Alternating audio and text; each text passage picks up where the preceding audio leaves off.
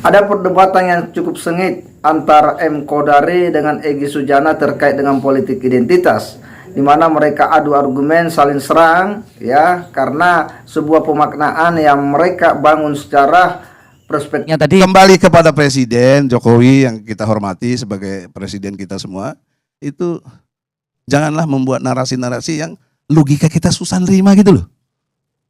Kok kita disuruh nggak beridentitas, bagaimana coba? Yang nggak boleh itu politik memasukkan identitas, ijazah palsu, orang tua palsu, itu yang nggak boleh gitu menurut saya. Dan terus terang pada hari ini saya sampaikan, pada saat Pilgub DKI Jakarta 2017, saya Islam, saya pilih Ahok. Silakan kalau abang anggap Ya saya salah. itu subjektif, Silakan kalau nggak abang apa-apa. anggap saya salah. Ente mau masuk neraka juga nggak apa-apa. Iya. Nggak ada urusan. Makanya ya, tadi bang, jadi oleh karena bilang, itu saya bicara Al-Maidah ayat 51. Abang bukan Tuhan. Ya bukan. Tapi abang bisa mengklaim bahwa saya salah. Ya. Bahwa saya kurang Tadi Islam ente bilang dibandingkan kita dengan pembimbing. abang. Nah, itu yang bahaya bang. Bubar republik ini bang. Bubar republik ini bang. Enggak, Kalau siapa yang bilang abang bubar? merasa abang lebih Islam daripada Tidak, saya. tidak ada yang lebih Islam, nggak Loh, ada. abang Saya kata baca salah. Quran. Saya nggak objektif. Baca Quran. Iya bang. Bang Karni, inilah Jelas, politik identitas. Jadinya kayak gini ini sampai tingkat RT. Justru ini adalah Masa demokrasi. mau dibolehkan? Jadi udah bener lah omongan presiden. Boleh, masa harus seragam? Masing-masing. Untuk lebih jelasnya kita akan simak ya di Gagasan Progresif 79. Assalamualaikum warahmatullahi wabarakatuh. Kembali berjumpa dengan saya di channel Gagasan Progresif 79, sahabat sebangsa dan setanah air di mana saja Anda berada. Ada sebuah diskusi yang cukup menarik di mana ini mempertemukan para intelektual, para pengamat. Di situ ada M. Kodari dan Bung Egy Sujana ya, yang memang selalu tampil dengan sejumlah pernyataan-pernyataannya yang itu selalu menyita perhatian publik. Ada Bima Arya ya dari politisi PDIP, kemudian ada Slamet Effendi Khairi atau Gus Coy dari Partai Nasdem, dan ada Fahri Hamzah dari Partai Gelora, di mana ada pula di situ Bung Rocky Gerung ya, seorang pengamat politik yang cukup kritis ya, dan memiliki argumentasi yang begitu filosofis dan sangat tajam.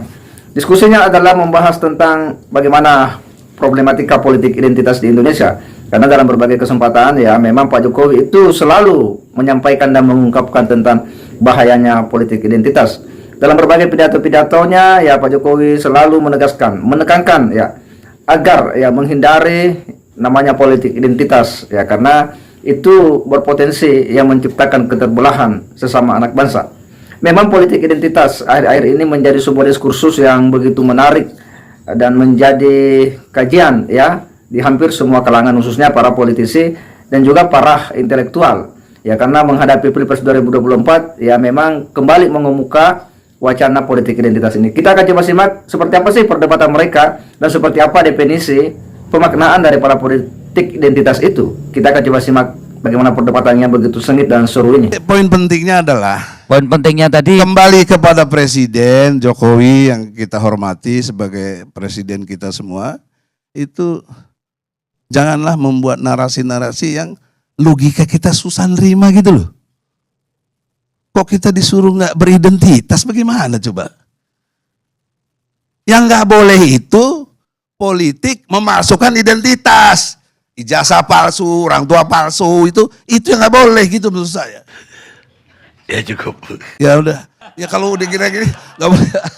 Mesti kalau bicara yang benar harus benar gitu. Nah, ketika kita bicara tentang Indonesia, maka yang namanya identitas agama atau suku ya, rumah ibadah atau pakaian adat itu bukan jadi kerangka.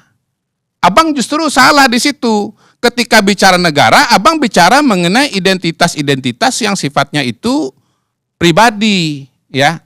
Sementara ketika kita bicara mengenai negara, kita bicara mengenai bangsa, Bang. Jadi menurut saya Pak Jokowi itu bicara pada forum yang benar dan dengan kerangka atau forum dengan koridor yang juga harus dibaca dalam koridor negara bangsa atau kebangsaan, kenegaraan. Itu yang pertama.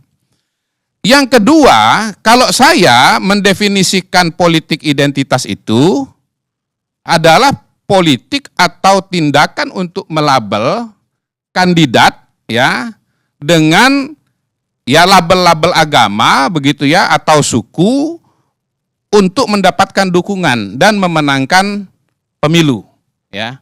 Nah, kalau Pak Jokowi punya tafsir yang lain atau teman-teman punya definisi yang lain ya nggak apa-apa, sah-sah saja.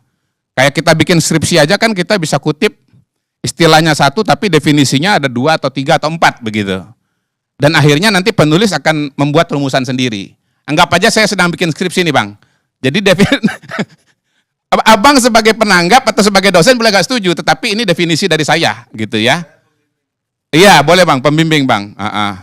Abang juga, abang tuh pembimbing kami, pembimbing saya, pembimbing Fahri. Walaupun maaf Bang, mohon maaf nih, murid abang nih partainya lolos, abang nggak lolos partainya sebagai pembimbing.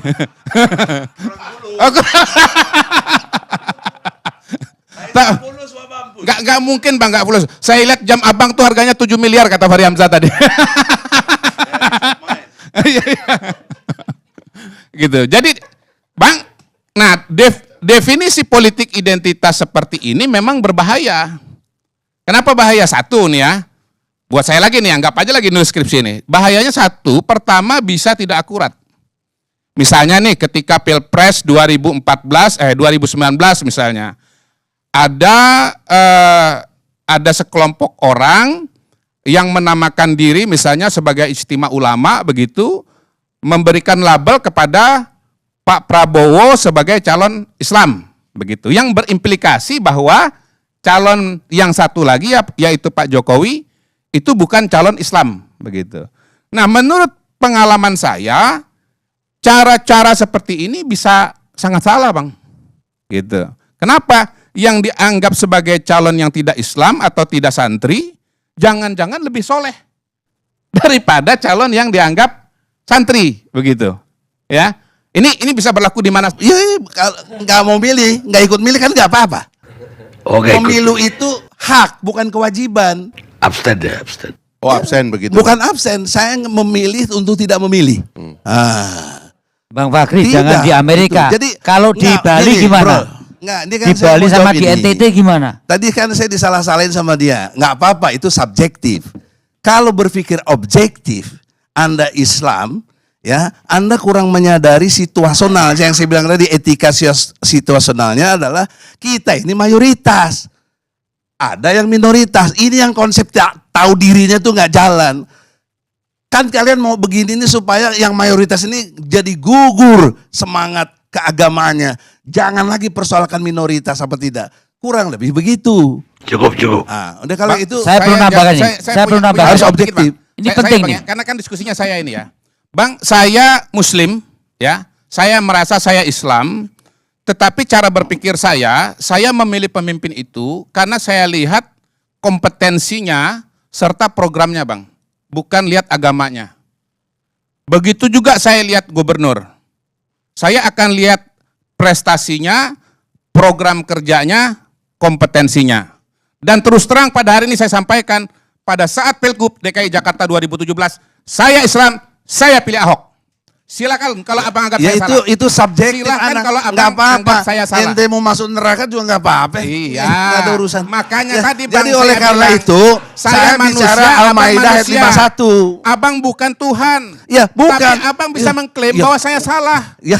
Bahwa saya kurang Tadi Islam ente bilang dibandingkan kita dengan pembimbing. abang. Nah, itu yang bahaya Bang. Bubar republik ini Bang. Bubar republik ini Bang. Enggak, Kalau siapa yang bilang abang bubar? merasa abang lebih Islam daripada Tidak, saya. tidak ada yang lebih Islam, nggak Loh, ada. abang Saya kan saya baca salah. Quran. Saya nggak objektif. Baca Quran. Saya Iya cukup. Bang, kita Al-Maidah sama-sama 51. Islam.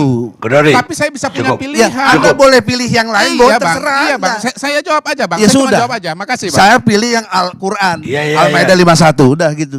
Bang Karni, inilah kita politik identitas. Jadinya kayak gini ini sampai tingkat RT. Justru ini adalah Masa mau demokrasi. dibolehkan? Jadi udah bener lah omongan presiden. Boleh, masa harus seragam?